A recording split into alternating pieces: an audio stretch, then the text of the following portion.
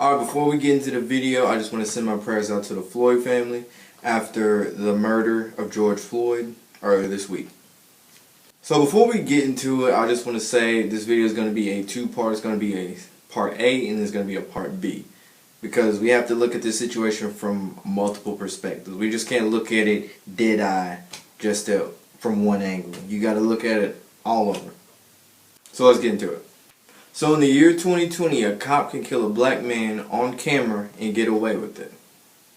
Nothing has changed since the 1960s and going even farther back. We just got smartphones to film the shit now. This police officer, Derek Chauvin, has been linked to other shootings as well. Let's see, he was linked to the shooting of Leroy Martinez, Ira Latrell Tolles, and Wayne Reyes, and that's just a couple of them. On top of that, there were, 12 police brutality complaints against this same dude that went unaddressed, without discipline or anything. There's no action or accountability being taken by the state politicians or the police. The police are always worried about protecting their own, protecting their badge, all that bullshit. And don't get me wrong, I do know that there's good cops out there too, but y'all aren't making it any easier because y'all see this shit going on all the time and y'all don't say a goddamn thing about it. Y'all don't speak out about it or anything like that. And as I see it, if you enabling this shit, you know better than them. You can ask a number of black men and women, have they ever been racially profiled in their life? And I promise you, you will get a lot of yeses.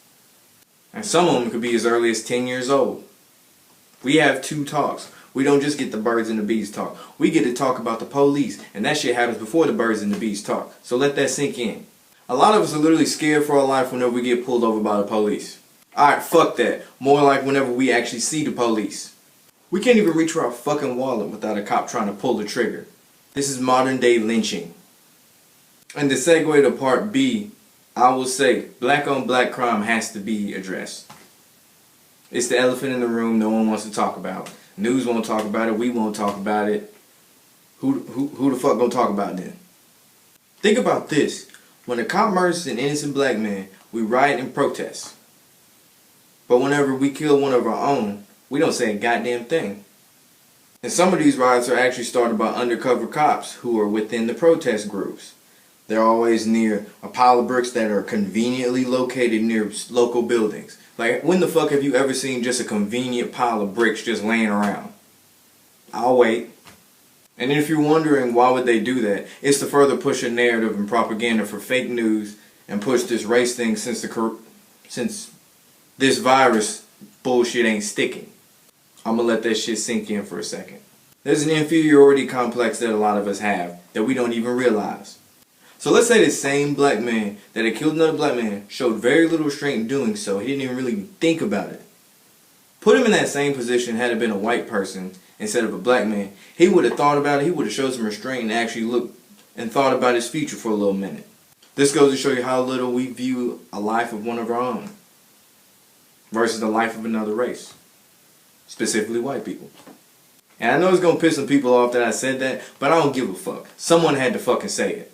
And before we leave, I just want to say, with the riots that I've seen so far, like here in Knoxville, they've been peaceful. There hasn't been any rioting, nothing been burned down to my knowledge. And a lot of them I see is white and black people standing together instead of going at each other's necks. And the more we realize that we're all in this shit together, the better all this shit can be. We just have to keep fighting and keep speaking out. Like the video, subscribe to the channel.